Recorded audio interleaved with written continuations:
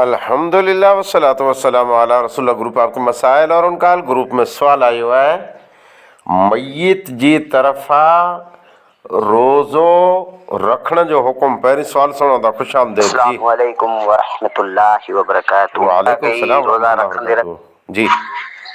मौलवी साहब, मुझे को सवाल है त रमज़ान अल मुबारक जा हिकिड़ो शख्स रोज़ा चालू करे थो, पोइ ई रोज़ा रखे पियो कदा कई रोज़ा रखंदे रखंदे या इन जा 8 या 10 या 15 रोज़ा जेके थिया, ते विच में जे ई माण्हू वफ़ात करे वञे थो, पोइ छा इन जा रोज़ा जे इन जे घर वारा जेको रिया पुट मार आकाए जा माण्हू जे चाहे त इन जा रोज़ा रखी पूरा करे सघे था या न?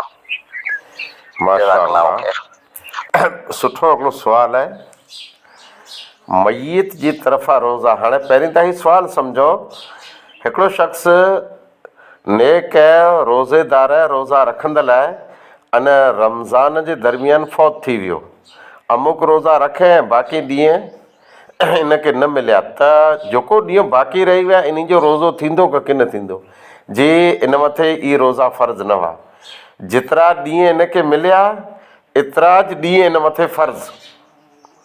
मिसाल तरीक़े 28 रोज़ा रखें ऐं वफ़ात करे वियो त 6 रोज़ा इन मथे फ़र्ज़ न हुआ। जे फ़र्ज़ न हुआ त रखे जो को सुवाल ज नथो अचे। ॿिए नंबर ते हिकिड़ो शख़्स सॼो रमज़ान ज़िंदा हो अने रोज़ा न रखे, अहिड़ा कई रमज़ान इन ते गुज़री विया, रोज़ा न ते रखे, हाणे कुरो थिए।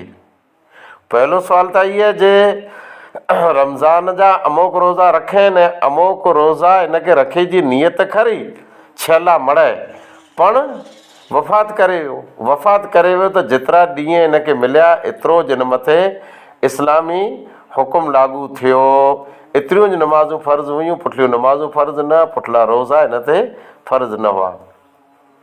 पण जेकॾहिं ज़िंदगीअ में रमज़ानुल मुबारक जा रोज़ा न रखे ऐं रमज़ान इनखे मिली वियो, रोज़ा न रखे, त कुरो हुकुम आहे। इन जा जेको वारिस रहिया, जेको इन जे माल जा मई जा हर कंहिं जा वारिस बनिया, धणीअ बनिया, उहे इन जा रोज़ा पण रखें।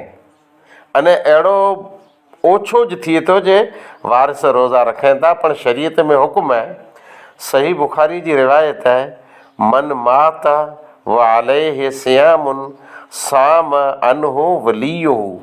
जेको शख़्स इन हालत में वफ़ात करे वियो त उन जा फ़र्ज़ रोज़ा इन ते बाक़ी हुआ, उन जा वारिस, उन जा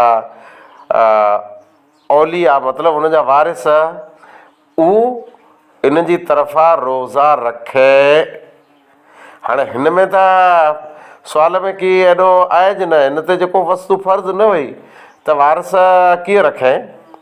अने वारिसनि जो हक़ इहे त उन लाइ करे दुआऊं घुरे, ख़ुशूसन नेक औलाद दुआ घुरे, अने आम मुस्लमान लाइ दुआ मंगंदा रहे। इहा दुआ कमु ॾिए थी, जेतिरो इस्लाम फ़र्ज़ लागू कयो एतिरो ज कमकार थींदो, बाक़ी पंहिंजी मर्ज़ीअ सां कोई पण दीन में घटाड़ो वधारो सुधारो की न थी सघंदो। आख़िर दवाना अल्हम्दुलिल्लाहि रब्बिल आलमीन।